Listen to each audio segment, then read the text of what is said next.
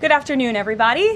Thank you for being here today. We are going to get to my remarks and Q&A as always, but I do have the FBI director with me here, Kash Patel. You all know him well, and he's here to provide an update for you all with respect to China. As you know, President Trump had a very successful meeting on his trip to Asia with President Xi, where they discussed the need for China to crack down on fentanyl production and distribution, which ultimately makes its way here to the United States of America. And the FBI director recently traveled to China following President Trump's meeting to meet with his counterpart in Beijing, and he has a really positive announcement for the American people to share. So the president wanted me to bring the FBI director out to share that with all of you today. So Kash, please, thank you for being here. Thanks, Caroline.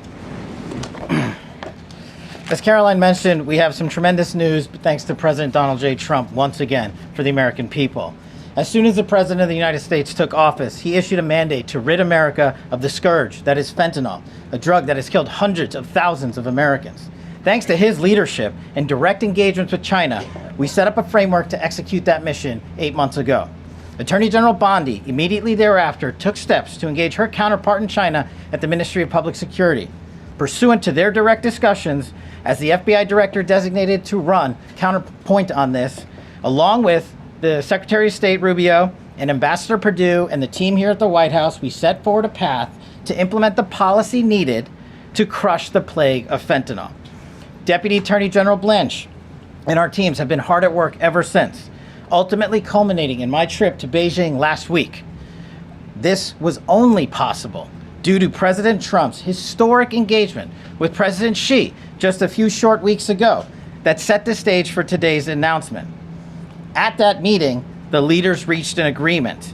But just to put this in frame for the American people, a reminder here that nearly 100,000 people died of fentanyl overdoses just last year alone. Here, this year, under this president, the FBI has seized 1,900 kilograms of fentanyl so far. That is a 31% increase from the same time period last year. To put it in perspective, that's enough fentanyl to kill 127 million Americans. Fentanyl precursors are what makes up fentanyl. While we, the interagency, the Department of Justice, have been fighting hard to seize and stop drug traffickers, we must attack fentanyl precursors, the ingredients necessary to make this lethal drug. That was the sole purpose of my trip to China, to eliminate these precursors. And if successful, we would suffocate the drug trafficking organization's ability to manufacture fentanyl in places like Mexico. This was the first time an FBI director has been to China in over a decade and received the audience with his counterpart to address this matter directly. And again, thanks to President Trump's direct engagement with President Xi, the government of China committed fully to my engagement there on the ground in Beijing at a level never seen before. While at Ministry of Public Security headquarters, I met with my counterpart at MPS, where the Chinese government agreed on a plan to stop fentanyl precursors. What does that mean? The People's Republic of China has fully designated and listed all 13 precursors utilized to make fentanyl. Furthermore, they have agreed to control 7 chemical subsidiaries that are also utilized to produce this lethal drug.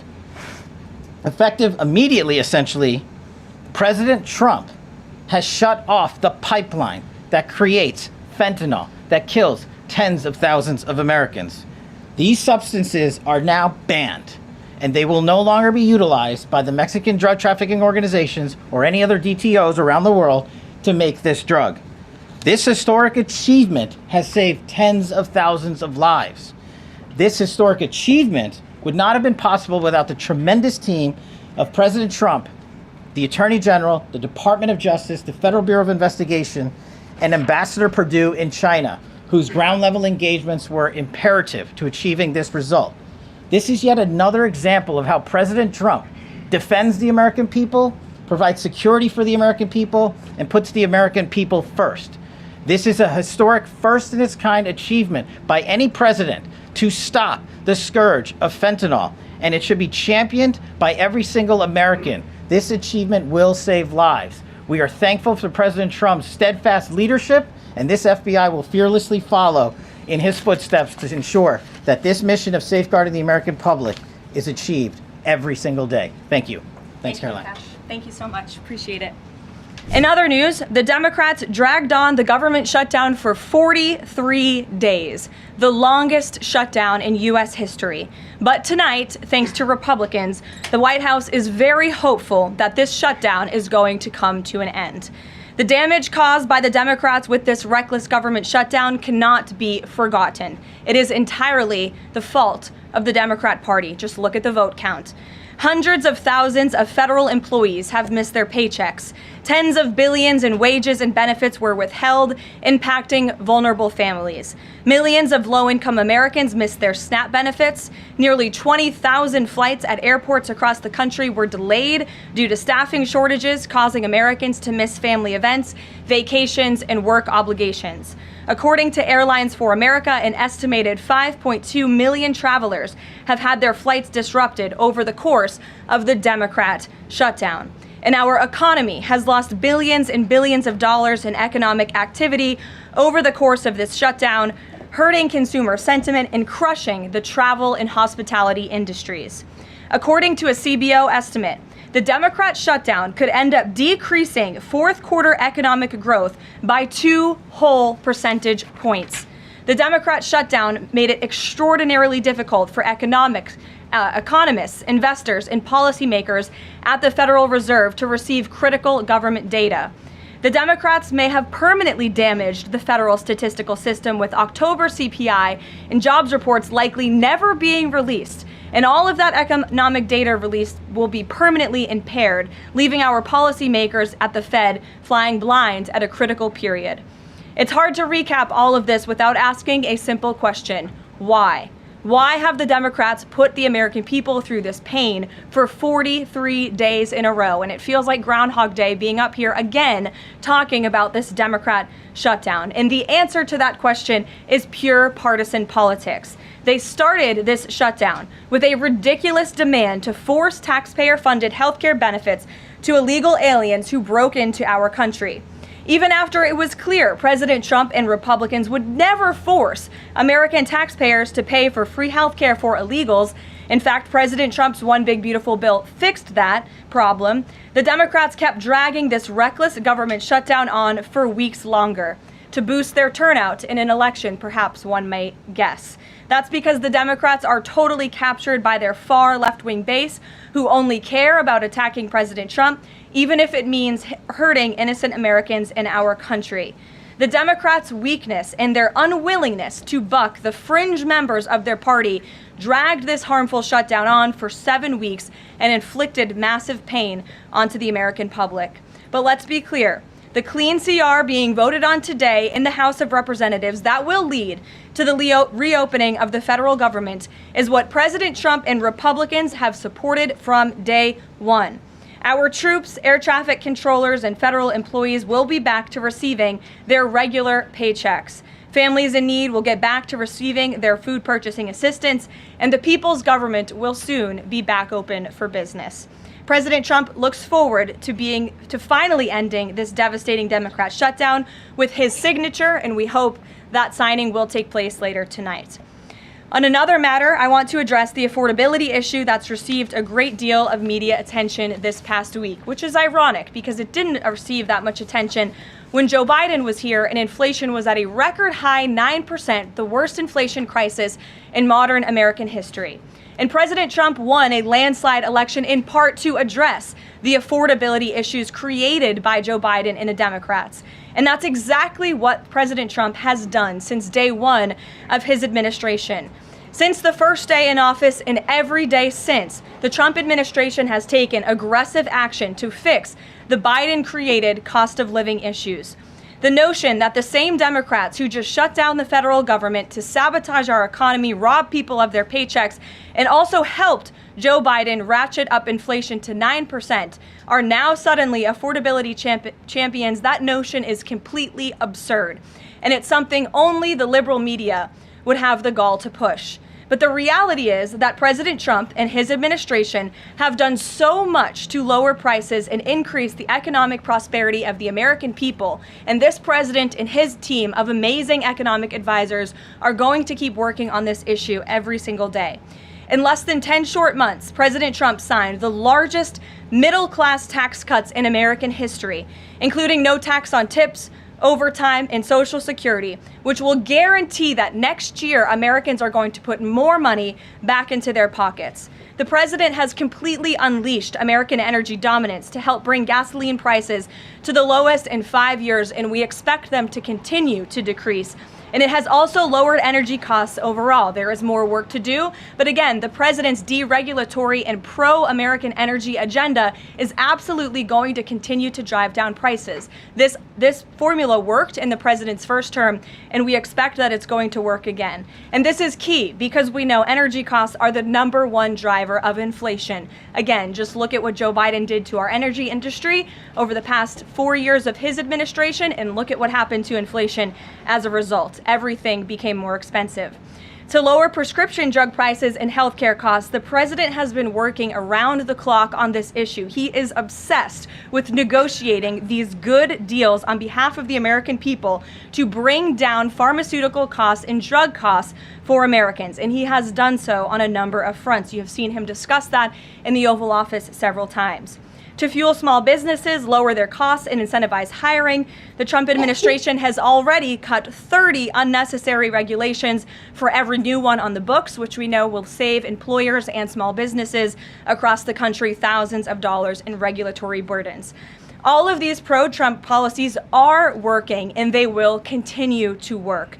Wages are rising at the fastest pace of the start of a presidential administration in 60 years. The cost of the typical new mortgage is down by nearly $3,000 per year. There's much work to do, and this administration will continue to do it.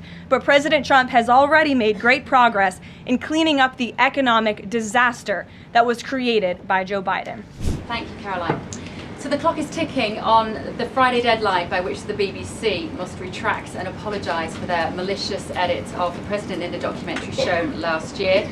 The recently resigned Director General of the BBC yesterday described the organisation as the very best of society and blamed the enemies of the BBC for this outcome. Also yesterday, a senior government minister launched a fierce defence of the channel in the House of Commons, saying that the broadcaster remains a light on the hill for people all over the world. So, does the President feel that the network is taking the situation seriously? Does he believe that they've shown sufficient regret? Does this strain the relationship between the President and the Prime Minister?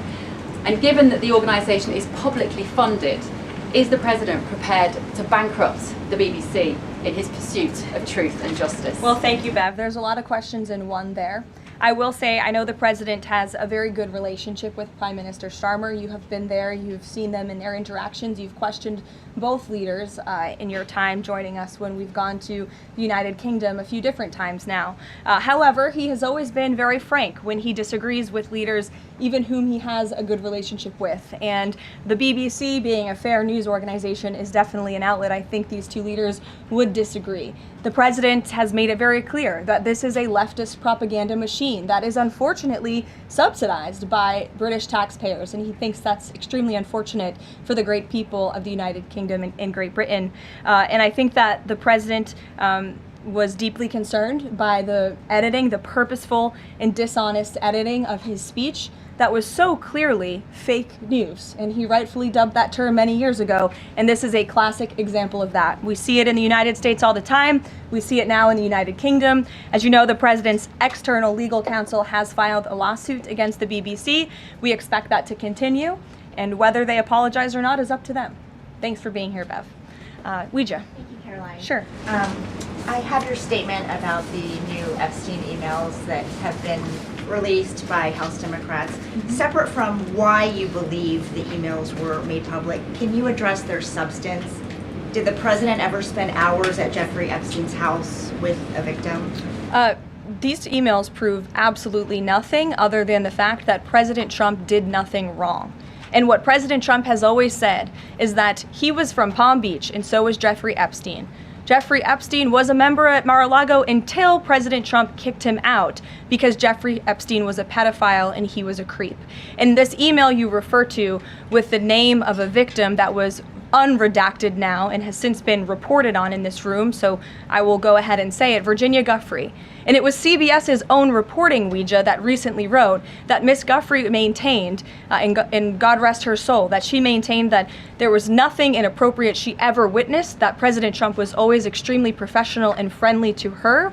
And so I think it's a question worth asking the Democrat Party, and you should all go ask them after this briefing, of why they chose to redact that name of a victim who has already publicly made statements about her relationship with Jeffrey Epstein and is unfortunately no longer with us.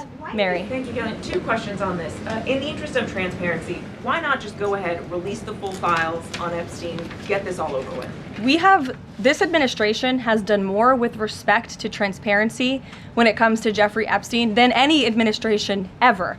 In fact, this administration, the Department of Justice, has turned over tens of thousands of documents to the American people. We are cooperating and showing support for the House Oversight Committee. That's part of the reason you are seeing these documents that were released today, because of the House Oversight Committee's and Republicans' efforts to get these out to the public. This administration also moved, the Department of Justice also moved to unseal grand jury testimony, which we know, unfortunately, a judge declined those requests. So this administration has done more than any. And it just shows how this is truly a manufactured hoax by the Democrat Party. For now, they're talking about it all of a sudden because President Trump is in the Oval Office. But when Joe Biden was sitting in there, the Democrats never brought this up. This wasn't an issue that they cared about because they actually don't care about the victims in these cases.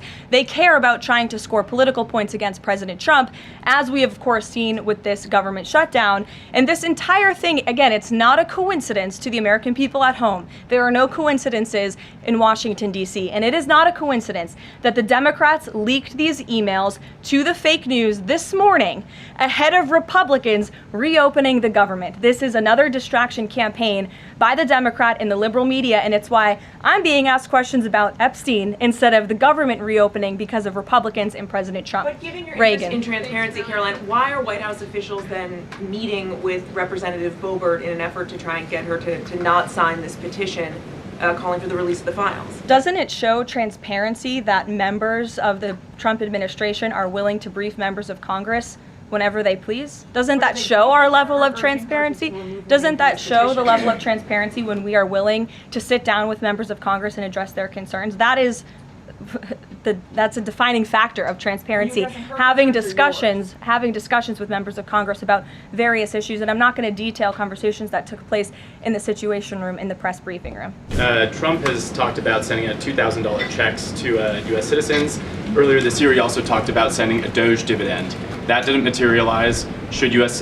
Citizens expect the $2,000 proposal? Is the White House committed to making that happen? The White House is committed to making that happen, yes, and we are currently exploring all legal options to get that done. I don't have a timeline for you or any further details, but I can confirm for you that the president made it clear he wants to make it happen, and so his team of economic advisors are looking into it, and when we have an update, we'll provide one. Solon. You said at the top that one of the costs of the government shutdown was that people missed their SNAP benefits. Can you explain then why the administration went to court to fight the funding of food stamps and SNAP benefits? So recipients missed their SNAP benefits because the Democrats shut the government down, and they forced the administration to tap into a contingency fund that did not even fund the full entirety of this program. And so then you had an unhinged judge who was trying to dictate from the bench what the executive branch has to pay for and where that money has to come from. That is judicial overreach at its finest, and so that's why the administration pushed back on that. We can't have the judicial branch telling the executive branch that we need to rob the Children Nutrition Fund, which is what this judge was trying to do, to pay for SNAP benefits. That's completely inappropriate and it's unconstitutional, and we've been proven right with that legal argument. But now the good news is, again, thanks to Republicans and in several hours President Trump, the government is going to be reopened, and SNAP recipients are going to receive their full benefits, which is what President Trump has always wanted to do. Stephen. Why also did you need the judicial process for that? I mean, during this shutdown, didn't the administration have a responsibility to tap into any of those reserves to ensure that essentially poor people could rely on? We did tap into it. We did tap into the contingency fund. And then the judge told us, no, you have to get more money from a children's nutrition fund. And we felt that was judicial overreach. He shouldn't tell the president which fund he has to rob because the Democrats are holding the country hostage by shutting down the federal government.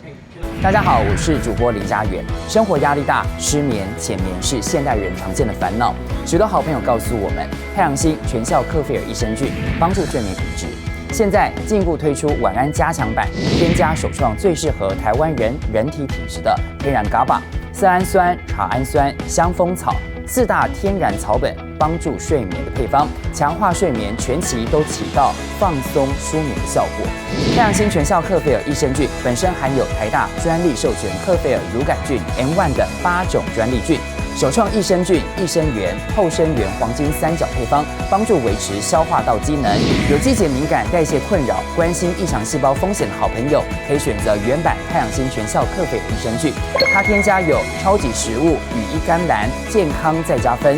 而有睡眠困扰的朋友，赶快选择蓝色包装这款晚安加强版，绝对更有感。选择太阳星全效克菲尔益生菌，做好日常保养，实现睡眠自由，身体轻松无负担。每日克菲尔，时刻美好 ，Good Feel Good， 请上快点购为健康下单，输入推荐码有额外折扣。